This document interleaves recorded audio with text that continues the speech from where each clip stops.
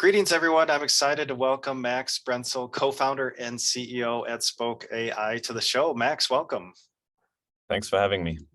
Yeah, great to have you on. Let's kick this off. Tell us a little bit about your background. Yeah, happy to. So I'm originally from Germany.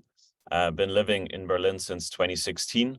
Originally moved here to start working in a fairly early stage startup in fintech, B2C though, and then stuck around ever since and found Berlin to be a great place to build companies and meet diverse international people. So had a good time so far. That's great. And what is the Berlin tech scene like? Are you meeting a lot of other SaaS founders, tech founders in Berlin? Yeah, definitely. I think it's gotten more diverse from my perspective. So it used to be very fintech heavy. This could have also been biased by me, obviously working in fintech. So that kind of does that, I guess. But I think it's getting even more international, more diverse, more B2B as well. Initially, there were a lot of e-commerce and B2C companies. Now the ecosystem is maturing. So lots happening in B2B SaaS, AI as well. So very exciting times. Yeah, that's great. And your background, were you an engineer, technical, or more on the commercial side? Tell us a little bit about your background. Yeah, so my background is in economics, and I then worked kind of interdisciplinarily on the commercial side, so leading international expansion projects. So those usually had a bit of operations, a bit of legal, regulatory work as well, and then working closely with product teams as well when launching products in new markets, adapting those to local needs, etc. So yeah, it was a bit of a mix. That's great. Well, let's dive into Spoke AI. Tell us what products and services does Spoke offer? Yeah, happy to. So at Spoke, we're essentially building privacy-first AI products that help our users prioritize and summarize their communication across different tools, ultimately to help them save time and work more efficiently. And today we do that across kind of two different areas.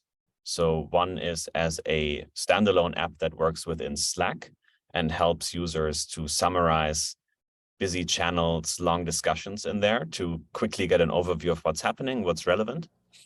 And next up, we're bringing that same technology into a standalone web app, where we then apply it across different platforms so that you can stay on top of all of your communication across different tools, not just Slack, but also ticketing, Figma, Miro, sort of the tool stack of the modern product manager.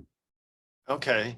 Yeah, really interesting. And so obviously AI involved to help kind of summarize all these different communications. And so really when you push this into the standalone web app, then you, like you said, it's not just say Slack, but it's ticketing and just anywhere you know, internally or maybe externally you're communicating. Yeah, absolutely. So we're starting with a focus on the product vertical. So it's around 8 to 10 tools that product managers typically use on a daily basis, but we also include Slack and Gmail, just because that's still where majority of communication happens, of course, for many people, so that it feels complete. But we're also bringing in these other tools. So no matter if you're being tagged in a Slack thread or in a Jira ticket, you want to be able to quickly get the context to action these things. And that's where the summarization comes in. Interesting. So if I'm living in Slack, you know, internal communications, is it summarizing, say, what happened during the day? Is it summarizing a specific, you know, thread? You know, how is that summarizing that back to me? Yeah, so that's an important point, and that's why we're privacy first. So we put the user in control. We do not kind of read in the background and process your communication in the background, but it's always user triggered, right? So you can either summarize on demand if you want to understand what happened in a thread, for example, or you can also pre-configure scheduled summaries. So for example, if you have a very busy channel with your team, you might want to get a summary of everything that's happened in there at the end of the day, for example. So it kind of depends on the use case, but in the end, the user is always in control and there's no sort of automatic processing of data happening in the background. Yeah, interesting, because I've been part of some Slack groups where it's just there's so many messages. And so it's like don't even know where to start. And I know I'm losing certain messages within different channels and direct messages. And sometimes I think it's overwhelming if there's a lot of volume of messaging within that Slack channel. So I'm guessing it's helping kind of clear through all that noise and also just make sure you're not missing anything, it sounds like. Yeah, absolutely. I mean, we see it working super well for teams as small as 10 people that rely heavily on async communication and usage of Slack.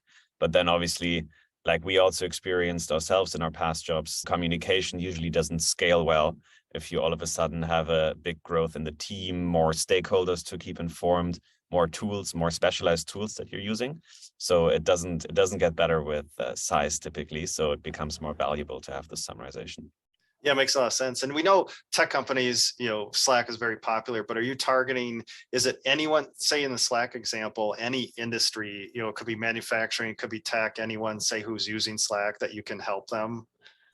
Yeah, so right now the common denominator is just English language as the official company language. And the cool thing is that with our Slack app being an open beta, we've seen signups from around the world, from different ecosystems, from the US to Asia, and also huge diversity in the type of company. So a lot of them are, of course, kind of software-driven companies, but we also have NGOs, we have agencies. So really a big and surprising diversity already now in the type of company that signs up. I'm sure that's really interesting to see what kind of companies are coming on board. And so what year did you found Spoke AI? We started in 2021. Okay. To really start looking into AI and how we might apply it specifically for summarization. It feels like a lifetime ago now, but back then it was kind of GPT-3 was in its early phases, and we started experimenting a little bit. And yeah, since then, obviously, have come quite a long way already.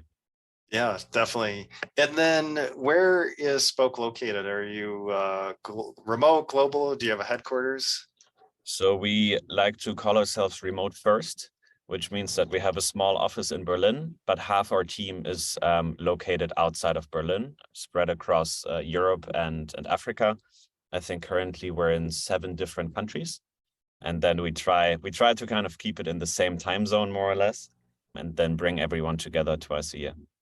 Okay. Yeah, nice. And what's your current team size? We're 17, including myself and my 2 co-founders as well.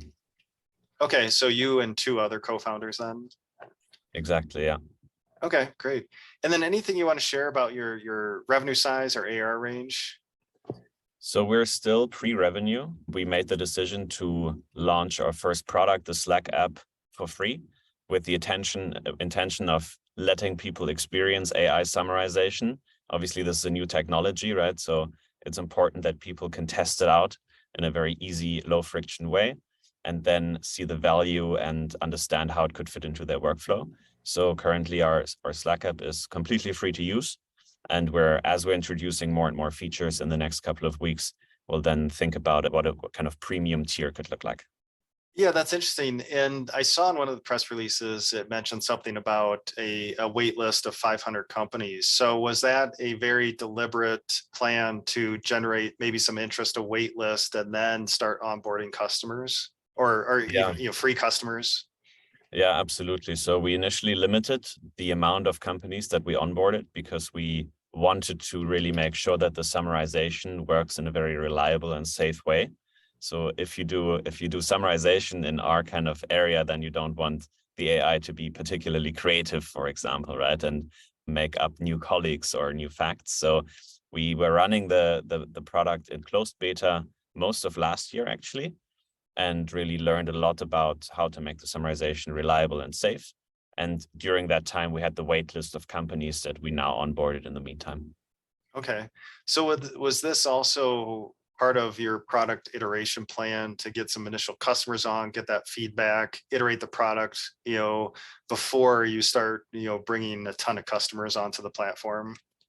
Yeah, absolutely. And I think like now in hindsight, seeing the diversity of companies now signing up, it shows how important it is to initially really kind of be very strict about the type and size of company that you onboard, because otherwise you're just getting pulled in so many different directions with the feedback that you're getting.